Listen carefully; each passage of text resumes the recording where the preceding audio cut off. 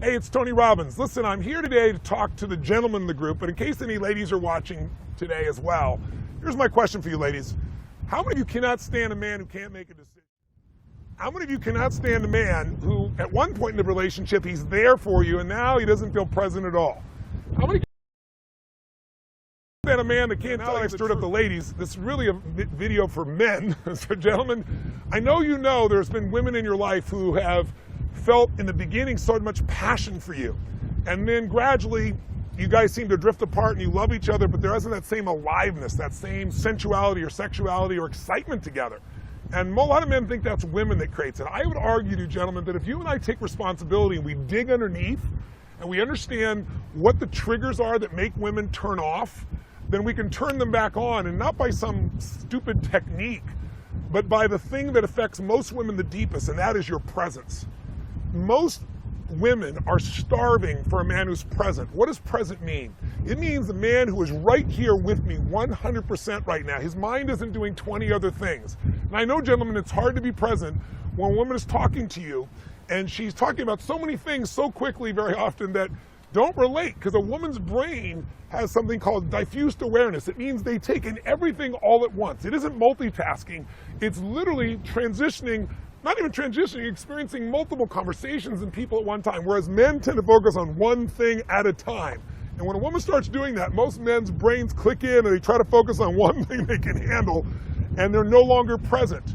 If you're in your head and you're not connected to that woman, she doesn't feel that presence. And presence is what opens a woman. Presence is what causes a woman to open to you sensually, sexually, emotionally, her heart, her soul, the whole 9 yards. Ladies, correct me if I'm wrong. There is nothing more powerful than presence when there's real love involved. So, and often women will respond to a man who doesn't even love them, but who's present for them, where they feel like there's nothing else in the world but me right now.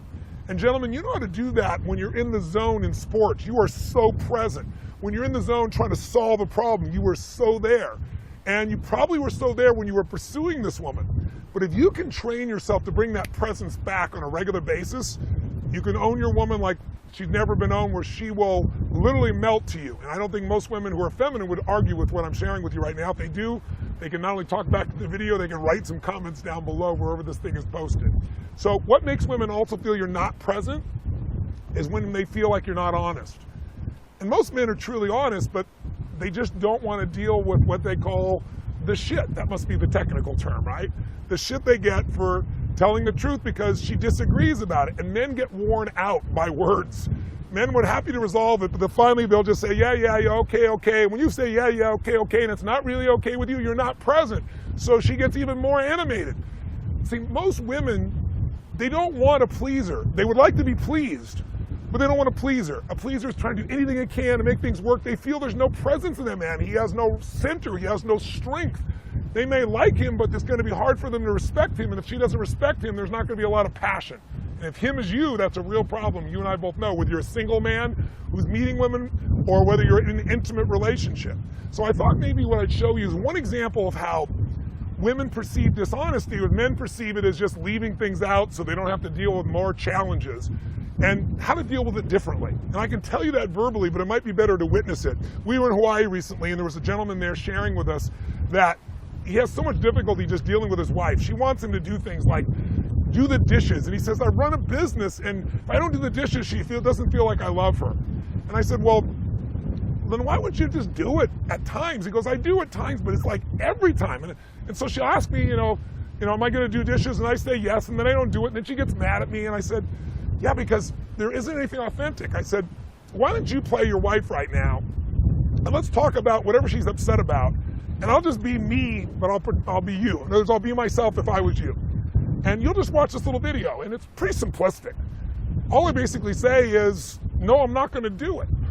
And he was shocked when I demonstrated this, but I didn't do it harshly. I didn't say you should go do these dishes. I don't have the delusion that that's the woman's job. I just said I'm not going to do it. This is the higher priority, but I also don't think it should be your problem, and I'm committed to working out a solution, but I'm not going to do this. And there's some things that you probably don't want to do. I don't want you to. Let's work this out. It's coming from a place of congruency. And people can feel when you say what you mean and you mean what you say versus when you're placating. So I know this is third grade at one level, like we all know this intellectually, but knowing intellectually and doing it is the difference between having a passionate relationship and a relationship where you're constantly accommodating each other. And accommodation doesn't produce passion. It might have a relationship where there's some friendship, but again, the only difference between a friendship and an intimate relationship is intimacy. And real exciting intimacy is when people feel your presence.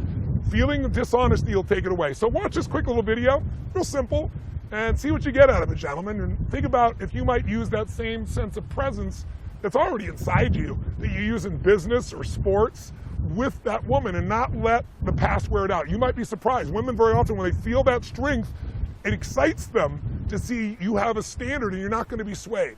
Take it out and maybe show this even to a woman in your life and see if she agrees. She might say, Tony Robbins is so full of it, that's a bunch of crap. My bet is she'll say, yeah, smack you on the shoulder. That's what I've been trying to tell you. Be present with me. And instead of saying, well, I'm sorry, I'll do better, just deliver it. Maybe this week is the time, Valentine's